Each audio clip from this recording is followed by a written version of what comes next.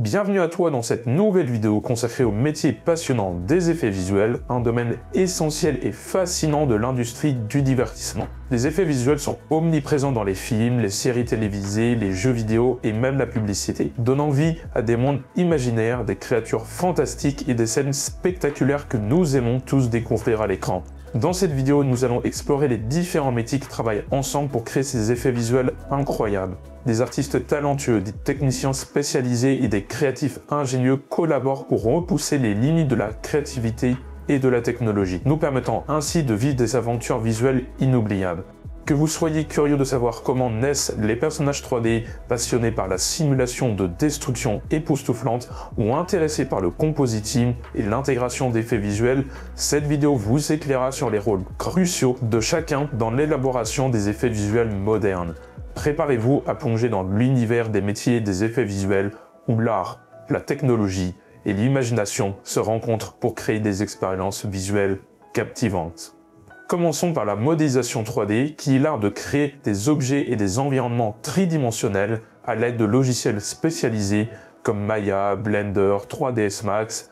Elle comprend deux catégories principales. On a le Hard Surface Modeling, utilisé pour créer des objets avec des surfaces dures et géométriques, comme par exemple des véhicules, des bâtiments, des robots. On utilise principalement des techniques de modélisation polygonale pour assurer une précision géométrique. Et de l'autre côté, on a le modeling organique, qui est axé sur la création de formes organiques telles que des personnages humains, des animaux ou des créatures fantastiques.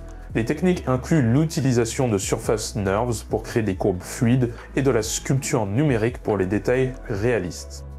Une fois ce processus de modélisation terminé, on peut avoir l'étape du rigging, qui est une étape essentielle dans la création d'animations 3D, où des squelettes virtuels et des contrôles sont ajoutés au modèle 3D pour leur permettre de se déplacer et de se comporter de manière réaliste. Le rigging commence par la création d'un squelette, où des os et des joints sont positionnés à l'intérieur du modèle 3D. Ces os sont généralement placés aux articulations principales où le modèle doit fléchir ou se déplacer. Ensuite vient l'animation. Bon. Tout le monde sait ce que c'est simplement le fait d'animer, que ce soit des personnages, des objets, c'est tout simplement l'étape où on va créer du mouvement à travers des animations soit réalistes ou soit stylisées. Et en parallèle de ces étapes, on va texturer et appliquer nos matériaux à nos modèles 3D. C'est le processus de détermination de l'apparence visuelle des surfaces des objets 3D dans une scène virtuelle. Cela peut inclure la couleur, la texture, la réflexion, la transparence et d'autres propriétés visuelles qui définissent comment la lumière interagit avec la surface. Les logiciels utilisés sont majoritairement Substance Painter et Mari.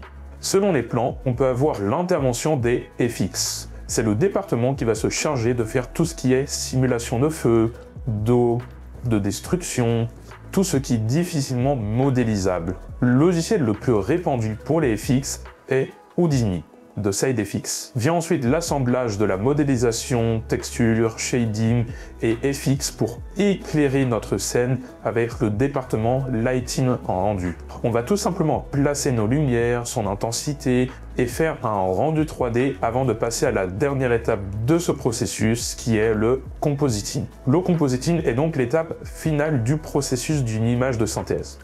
On va pouvoir incruster nos images 3D à nos images filmées, en par exemple enlevant le fond vert, en retouchant les couleurs, le flou d'arrière-plan, en rajoutant des stock shots 2D pour tout simplement finir notre image. Certains plans passent uniquement par ce département. Par exemple, quand on fait de la beauty pour rajeunir les acteurs ou du restore, on va uniquement faire du compositing. Le logiciel utilisé partout dans l'industrie est Nuke, mais vous avez d'autres options moins coûteuses comme Fusion, After Effects, Natron ou bien encore Flame. Selon les plans et les séquences, il existe d'autres métiers plus spécifiques comme le matte painting, c'est-à-dire refaire un décor en 2D car la 3D n'est pas forcément utile s'il n'y a pas de parallaxe, ou bien le métier de background artist qui consiste à faire des poils, des plumes et tout ce qui s'en rapproche. Si vous avez des questions sur une discipline spécifique des VFX ou vous souhaitez partager vos expériences, n'hésitez pas à commenter ci-dessous, abonnez-vous pour plus de contenu sur les effets visuels et activez la cloche pour ne pas rater les prochaines vidéos.